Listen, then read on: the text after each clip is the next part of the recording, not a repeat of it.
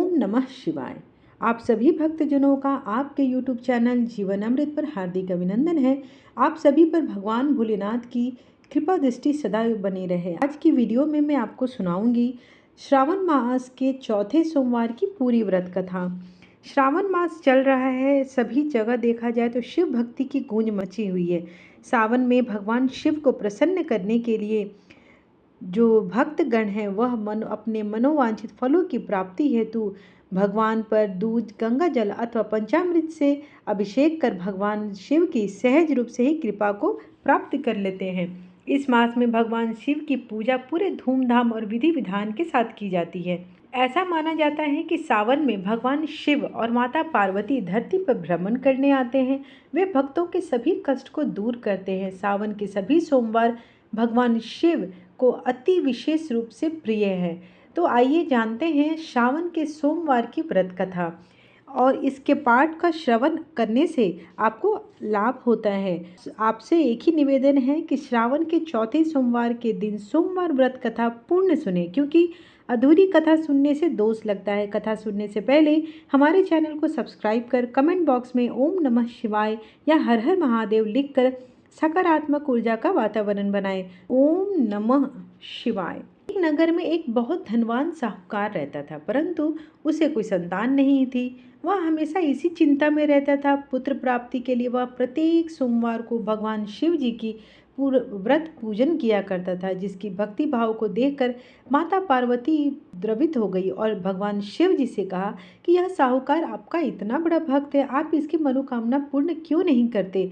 इस पर भगवान शिव जी ने माता पार्वती से कहा, यह संसार कर्म क्षेत्र है। जो इस संसार में जैसा कर्म करते हैं वैसा ही फल भोगते हैं। परंतु माता पार्वती की जिद के सामने भगवान शिव को झुकना ही पड़ा। भगवान शिव ने कहा कि इसके भाग्य में पुत्र न होने पर भी मैं इसको पुत्र की प्राप्ति का वर देता हूँ, परंतु यह पुत्र केवल 12 वर्ष तक ही जीवित रहेगा। माता पार्वती और शिव की सभी बातें साहूकार सुन रहा था, जिसके वजह से उसे इस बात की ना खुशी मिली और ना ही दुख हुआ। हालांकि वह पहले की तरह ही भगवान शिव जी का व्रत पूजन सब कुछ करता रहा। कुछ समय के बाद उसे एक सुंदर पुत्र की प्राप्ति हुई। साहूकार के घर में खुशी जा रही थी, पर उसे कोई प्रसन्नता नहीं थी। जब लड़का 11 साल का हो गया तो उसने पढ़ने के लिए पुत्र को काशी भेज दिया। साहूकार के साथ में बालक का मामा भी गया। साहूकार ने अपने साले से कहा कि रास्ते में जहाँ भी जाना, जहाँ भी रुको, हर जगह ब्राह्मणों को भोजन कराते जाना और हवन पूजा करते हुए जाना। मामा और भांजे यज्ञ और ब्राह्मणों को भोजन कराते जा रहे थे। जाते जाते वो एक नगर में पहुंचे जहाँ राजा की कन्या का विवाह हो रहा था, लेकिन बारात लेकर आने वाला राजा लड़का काना था। राजकुमार के पिता को बड़ी चिंता थी कि वर को देखने के बाद कन्या कहीं शादी करने से मना न कर दे।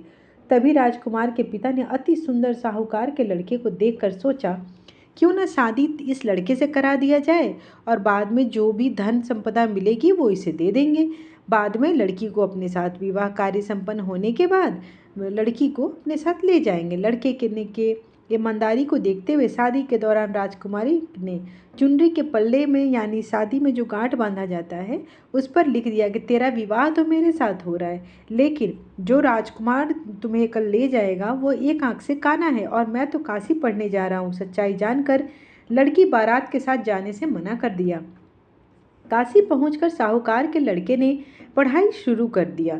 जब लड़के की आयु 12 साल की हो गई, 12वें साल के दिन लड़के ने मामा से कहा कि आज मेरी तबीयत कुछ ठीक नहीं है। मामा ने कहा, जाओ जाकर अंदर आराम करो। सोने के बाद लड़के के प्राण निकल गए। जब मामा को पता चला तो वह जोर जोर से रोने लगा। संयोगवश उसी समय शिव और माता पार्वती उधर से जा रहे थे। रोने की आवाज़ सुनकर माता पार्वती का हृदय व्याकुल हो गया। उन्होंने कहा कि बालक जीवित करिए, वरना इसके माता पिता तड़प तड़प कर मर जाएंगे। माता पार्वती के आग्रह करने पर शिव जी ने उसको जीवन दान वरदान दिया, जिससे लड़का जीवित हो गया। लड़का और मामा यज्ञ और ब्राह्मणों को भोजन कराते अपने घर की ओर चल पड़े।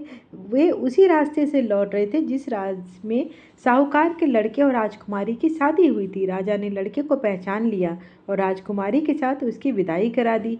जब लड़का घर पहुंचा तो माता पिता घर की छत पर बैठे थे। और यह प्रण करके रखा था कि अगर पुत्र नहीं लौटा तो वे अपने प्राण त्याग कर देंगे। सेठ ने आनंद के साथ उसका स्वागत किया और बड़ी प्रसन्नता के साथ सभी रहने लगे। जो भी सोमवार के व्रत को करता है और इस कथा को पढ़ता है या सुनता है, उन सब की समस्त मनोकामनाएं भगवान भोलेनाथ और माता पार्वती के कृपा से सारी मनोकामनाएं पूर्ण होती हैं। हिंदू धर्म में कथा सुनने के बाद आरती करने का प्रावधान है, क्योंकि आरती बहुत ही अधिक महत्व रखता है। अगर पूजा पाठ के दौरान भूल चूक से कोई चीज़ गलत हो जाता है तो भगवान की आरती करने से उसे पूरी मानी जाती है। तो चलिए अब भगवान भोलेनाथ की हम सब आरती उतारते हैं। ओम जय शिव ओमकारा, स्वामी जय शिव ओमकारा, ब्रह्मा विष्णु सदा शिव अर्धांगी धारा। ओम जय शिव ओमकारा, एकानन चतुरानन पंचानन राजे, हंसासन गरुड़ासन वृषवाहन साजे। ओम जय शिव ओमकारा, दो भुज चार चतुर्भुज, दस भुज अति सोहे, त्रिगुण रूप निरखते त्रिभुवन जन मोहे। ओम जय शिव ओमकारा, अक्षमाला वनमाला मुंडमाला धारी, त्रिपुरारी कंसारी करमाला धारी। ओम जय शिव ओमकारा, पीतांबर पीतांबर बाघंबर अंगे, सनकादिक गरुड़ादिक भूतादिक संगे। ओम जय शिव ओमकारा, करके मध्य कमंडल चक्र त्रिशूल धारी, सुखकारी दुखहारी जगपालनकारी।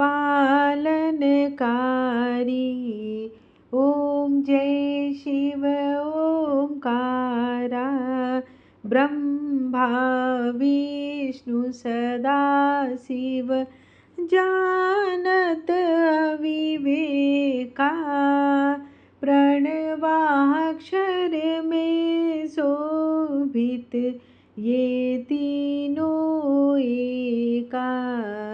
ओम जय शिव ओमकारा, काशी में विश्वनाथ विराजे, नंदी ब्रह्मचारी, नित्य उठ दर्शन पावत महिमाति भारी।